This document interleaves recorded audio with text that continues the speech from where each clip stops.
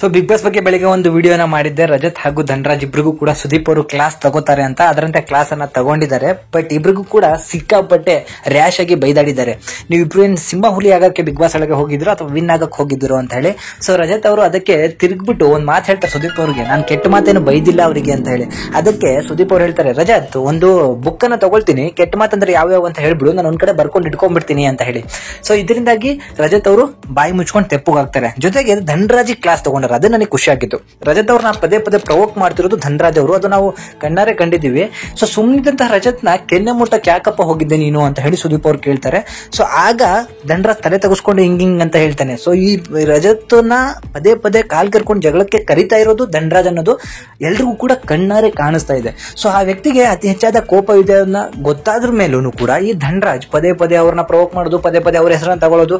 ಇತ್ತೀಚೆಗೆ ನೋಡಬಹುದು ಹನುಮಂತನ ಹತ್ರ ಕೂತ್ಕೊಂಡು ಬರೀ ರಜತ್ನ ಬಗ್ಗೆನೇ ಮಾತಾಡ್ತಿರ್ತಾನೆ. ಸ್ವತಃ ಮೊನ್ನೆ ರಜತ್ ನಾನು ಹಲ್ಲುಜ್ಬೇಕು ಸೈಡಿಗೆ ಹೋಗಂದ್ರೆ ನಿನ್ ಪಡೆ ನೀನು ಉಜ್ಜು, ನಾನು ಇಲ್ಲೇ ಕೂರ್ತೀನಿ ಅಂತಾನು ಕೂಡ ಹೇಳ್ತಾನೆ.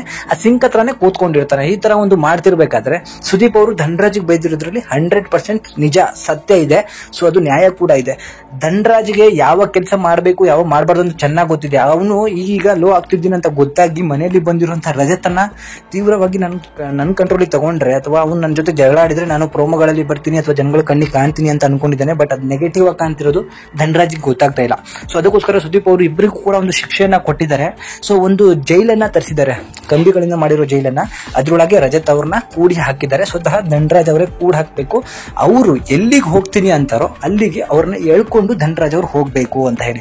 ಸೊ ಇದು ಯಾಕೆ ಮಾಡಿದ್ದಾರೆ ಅಂತ ಹೇಳಿದ್ರೆ, ಧನರಾಜ್ ಅವರು ನನ್ನ ಜೊತೆಗೆ ಇರಬೇಕು ಅಥವಾ ನನ್ನ ಜೊತೆಗೆ ಜಗಳ ಆಡಬೇಕು ಅಂತ ಮನಸ್ಥಿತಿ ಇಟ್ಕೊಂಡು ಧನರಾಜ್ ಅವರು ಗಲಾಟೆಗಳನ್ನ ಮಾಡ್ತಿದ್ರು. ಅದರಂತೆ ಇವಾಗ ಒಂದು ಜೈಲಿನಲ್ಲಿರುವಂತಹ ಕೈದಿನ ಎಳ್ಕೊಂಡು ಓಡಾಡೋ ತರ ಒಂದು ಶಿಕ್ಷೆಯನ್ನ ಸುದೀಪ್ ಅವರು ಕೊಟ್ಟಿದ್ದಾರೆ. ಅದರಂತೆ ಮನೆ ಮಂದಿ ರಜತನ್ನ ಆ ಜೈಲಿನೊಳಗೆ ಕೂಡ ಹಾಕಿದ್ದಾರೆ. ಅದನ್ನ ಹೇಳ್ಕೊಂಡು ಧನರಾಜ್ ಎಲ್ಲ ಕಡೆ ಓಡಾಡ್ತಿದ್ದಾರೆ. ಇಬ್ರಿಗೂ ಕ್ಲಾಸ್ ತಗೊಂಡಿದ್ದು ಅಲ್ಟಿಮೇಟ್ ಆಗಿತ್ತು. ಒಬ್ಬರ ಪರ ಮಾತಾಡದೆ ಇಬ್ರಿಗೂ ಕ್ಲಾಸ್ ತಗೊಂಡಿದ್ದು ಅಲ್ಟಿಮೇಟ್ ಆಗಿತ್ತು. ಸುದೀಪ್ ಅವರಿಗೆ ನಾನು ಇದರಲ್ಲಿ 100 ಮಾರ್ಕ್ಸ್ ಕೊಡ್ತೀನಿ. ಧನರಾಜ್ ಇದರಲ್ಲಿ ಲಾಭ ಪಡೀಲಿಕ್ಕೆ ನೋಡಿದ್ದು 100% ನಿಜ. ಸೊ ಇಬ್ಬರಲ್ಲಿ ಯಾರ್ದು ತಪ್ಪು ಅಂತ ಹೇಳಿ ನೀವು ಕೂಡ ಬಿಗ್ ಬಾಸ್ ಈ ವಾರ ಪೂರ್ತಿ ನೋಡಿದ್ರೆ ಕಮೆಂಟ್ ಮಾಡಿ ತಿಳಿಸಿ. ಮುಂದಿನ ವಿಡಿಯೋಗಾಗಿ ಲೈಕ್, ಶೇರ್, ಸಬ್ಸ್ಕ್ರೈಬ್ ಮಾಡೋದನ್ನ ಮರಿಬೇಡಿ. ಥ್ಯಾಂಕ್ ಯು ಎಲ್ರಿಗೂ ಕೂಡ.